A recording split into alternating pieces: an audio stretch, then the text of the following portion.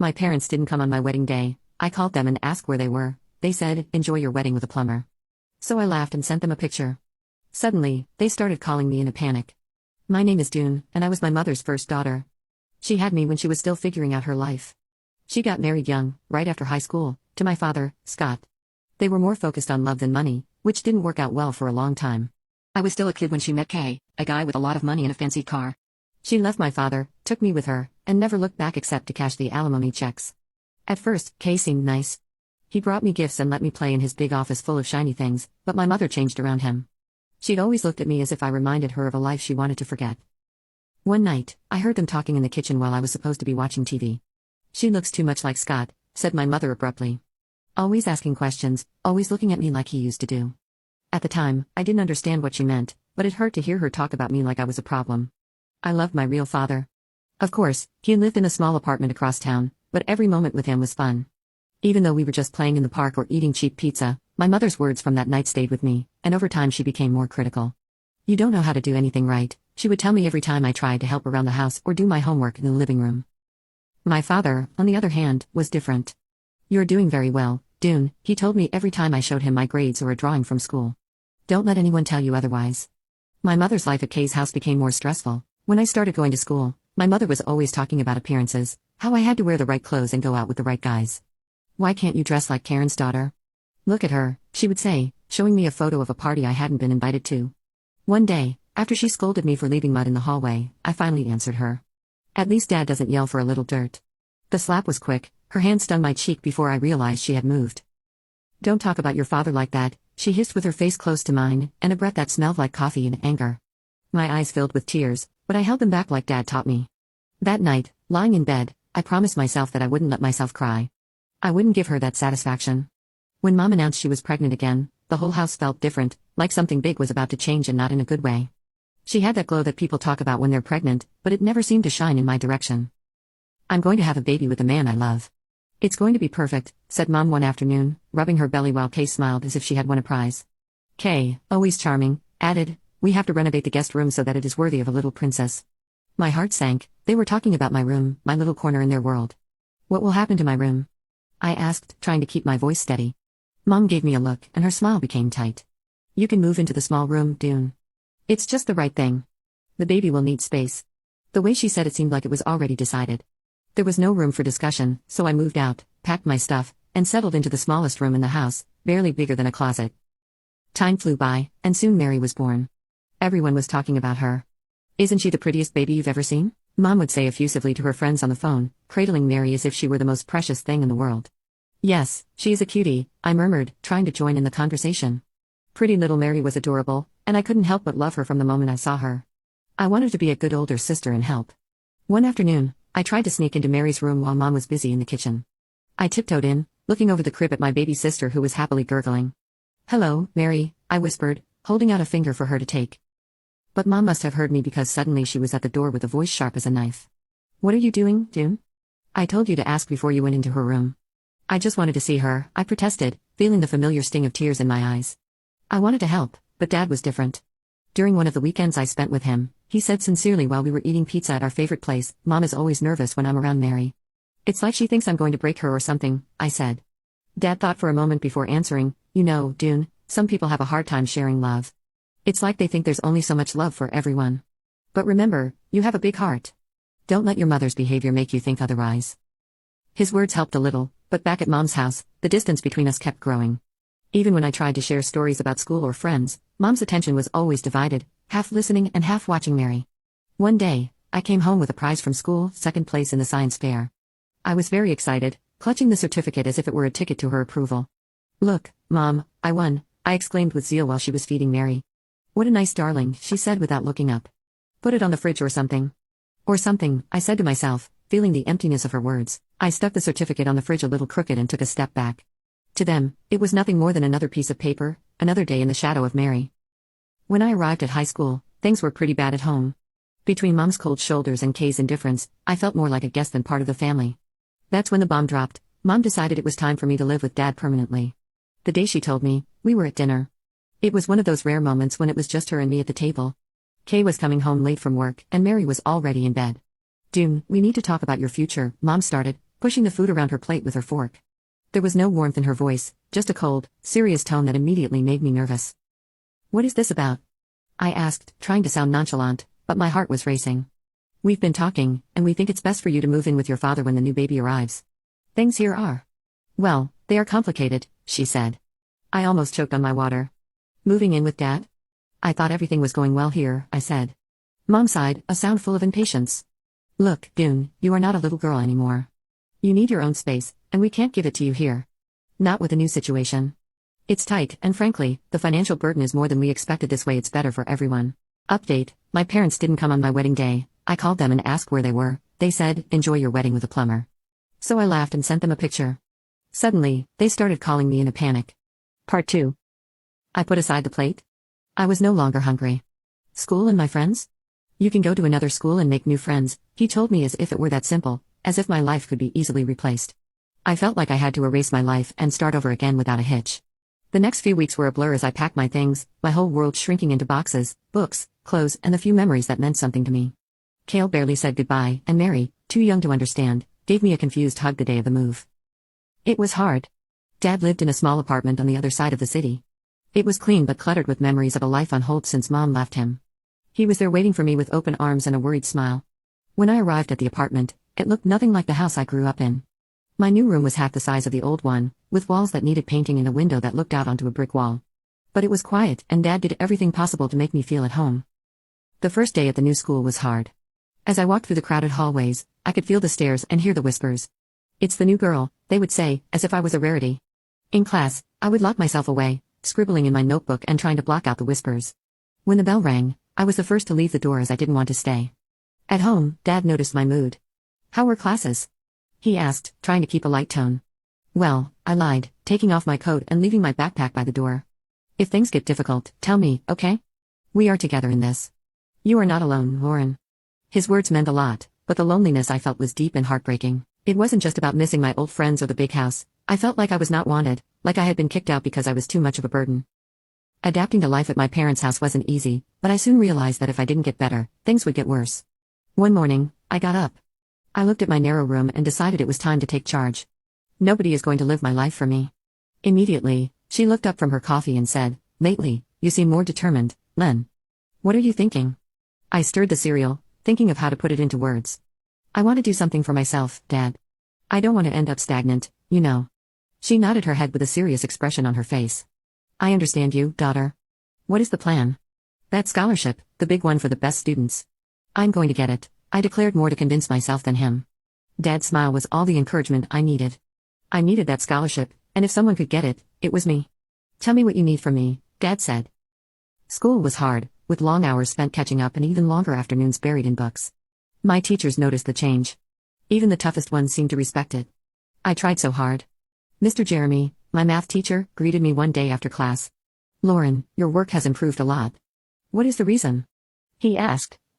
"I need that scholarship," I answered bluntly, gathering my things. "I have plans, and among them is not to stay stuck here forever." Mr. Jeremy studied me for a moment and then nodded slowly. "Okay, keep it up and let me know if you need any more help. Here I am." It wasn't easy making friends, but I did manage to find some people who didn't mind me focusing on my goals. During lunch, I sat with Linda and Peter, two guys who weren't exactly popular, but they knew how to laugh. "Lauren, now you're like a library ninja, huh?" Peter joked one day, nudging me as we sat with our trays. I sketched a smile. "Yes, I have to be stealthy if I want to get the best places to study," he added. Linda, in a soft but sincere voice, said, "It's okay what you do, Lauren. Most wouldn't bother."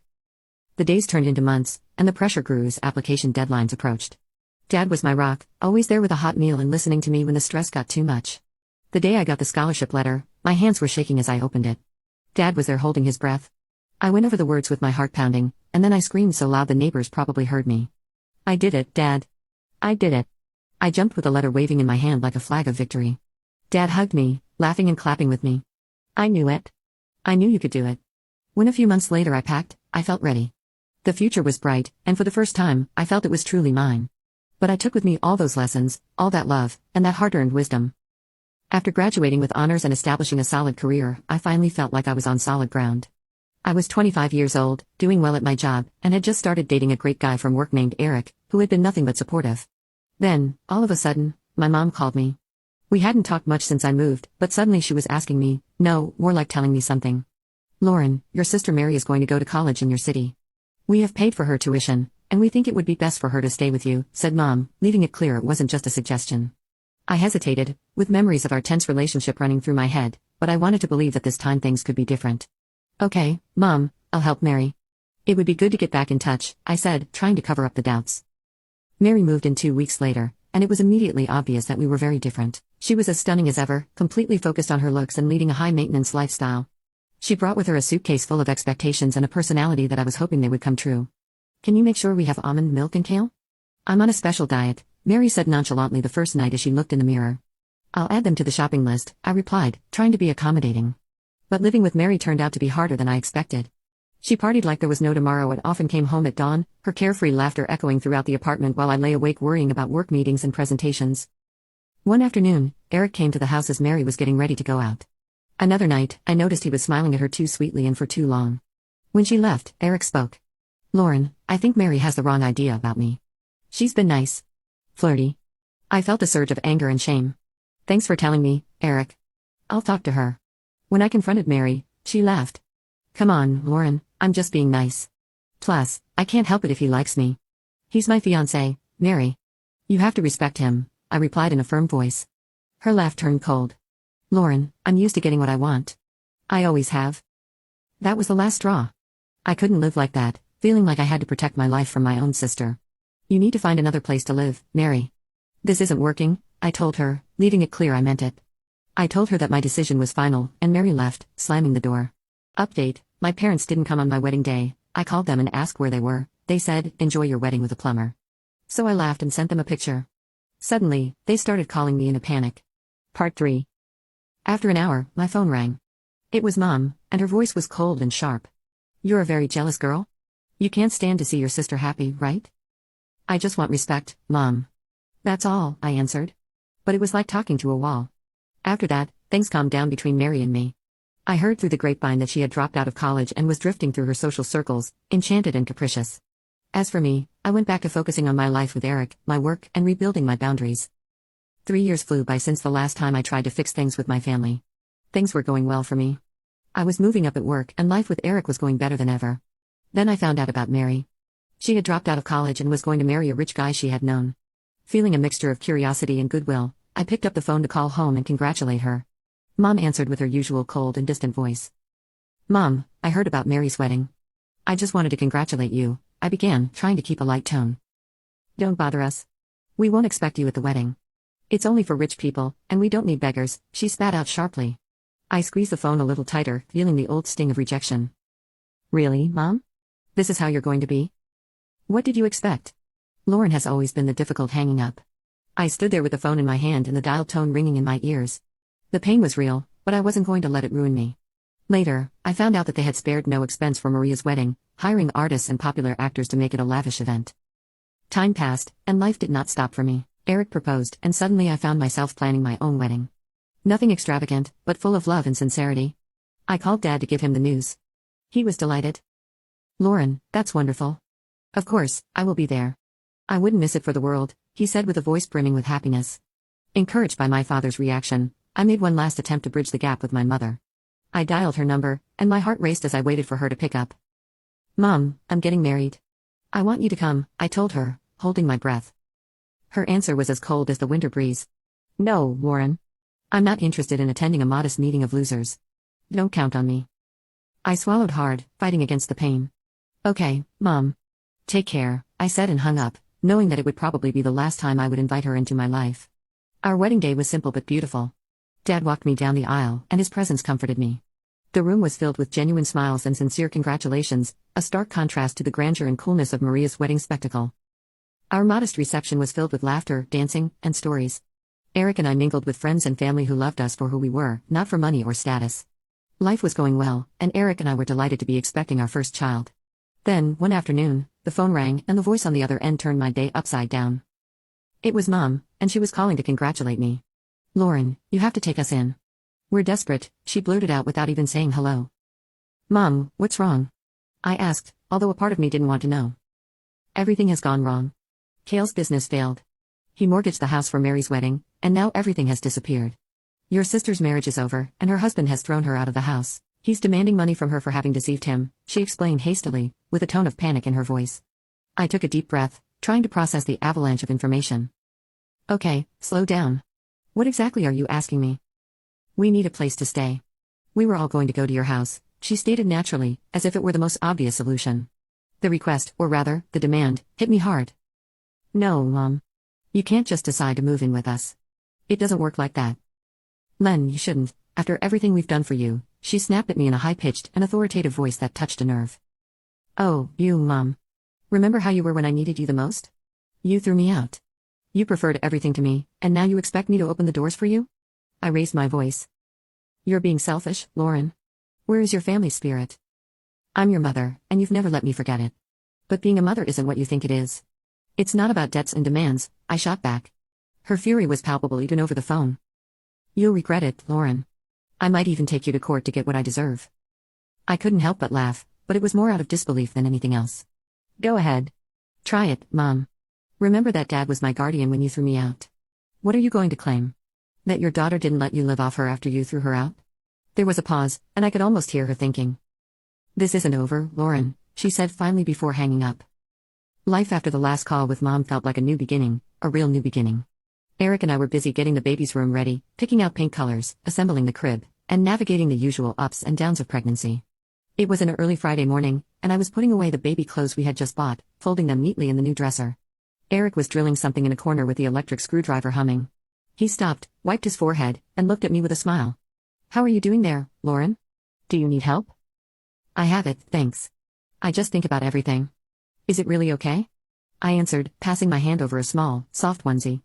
Yes, we're going to be parents, he said with a voice full of astonishment and a little nervous excitement. At that moment, there was a knock on the door. I was surprised, who could it be on a Friday so early? I went to answer it while Eric continued organizing.